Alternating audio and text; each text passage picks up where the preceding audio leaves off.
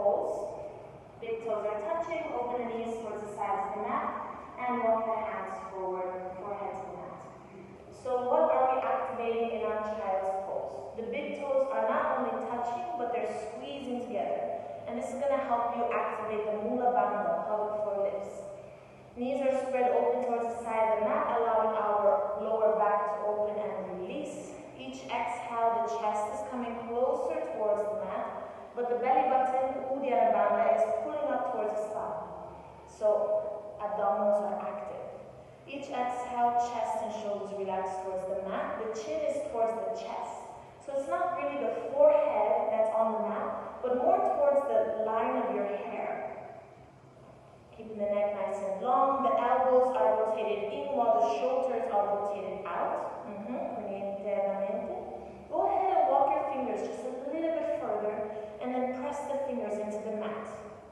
There we go. This is our child's pose. So the big toes are pressing, mula bandha, pelvic floor lifts, belly button pulling towards the spine. That's your uddiyana bandha. Now let's activate the jalandhara bandha. We already have our chin towards our chest.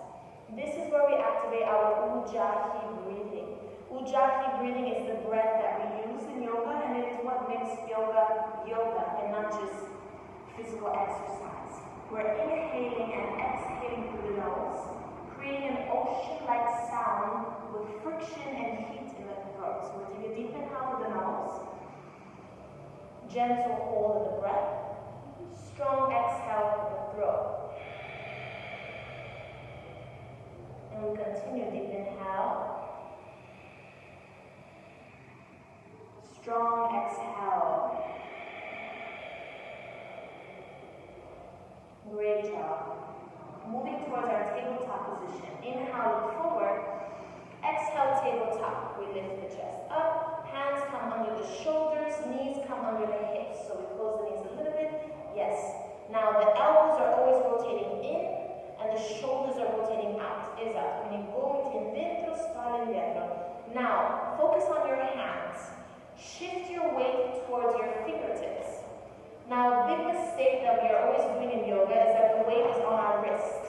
We don't want the weight on our wrist, we want it on our fingertips. Because if we use only the weight on our wrist, it's kind of like walking on our heels, right? But we want to learn to use the whole hand, therefore the whole foot. So this always. And it's almost like your fingers are pulling onto the mat, as if you're going to fall and you want to grasp yourself. This is our yogi grip. Great. Chin is to the chest, neck is always long, bandha is always active. Take a deep inhale here.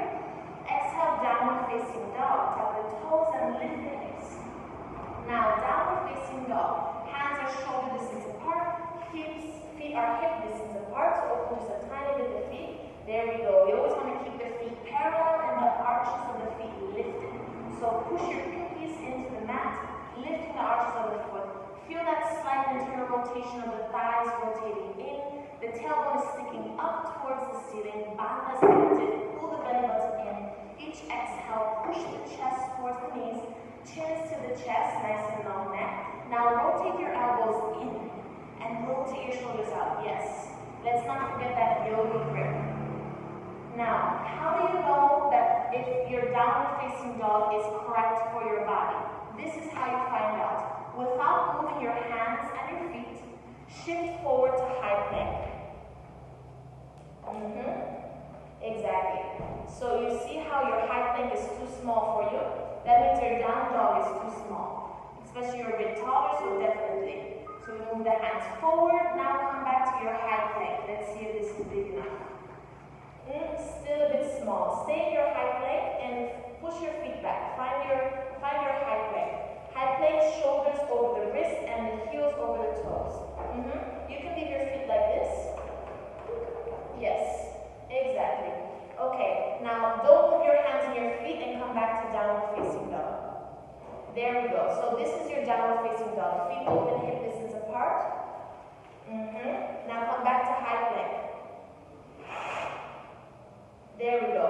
Almost a tiny bit too small. Just a little step back with your feet. Okay, this is looking much better. Stay here with the hands and the feet. Come back to down dog. There we go. So when we actually study the quality and technique of yoga, you're going to have to find yourself in different positions. Now this is going to feel wrong because it's different, but just because something or someone is different doesn't mean that it is wrong or that they are wrong. So this is your new down dog. Why is it important the quality and the technique for each one's down dog and every position is correct? Because in this position, this down dog will allow you to have more flexibility and lengthen your hamstrings, which is something that everyone needs, because you have space. Now, what's the wrong common myths about down dog? You do not need to push your heels into the mat. If your heels are touching the mat and there's nothing really to work on, just let them relax towards the mat. What we want to push is the hands and the chest towards the thighs. So you want to push the chest towards the thighs, chin to the chest, and the heels, we just want to relax them. Knees always stay straight. Great job. Inhale, look forward. Exhale, step or walk to the front of your mat. There we go. Now the big toes are going to touch. Big toes touch, small space in between the heels.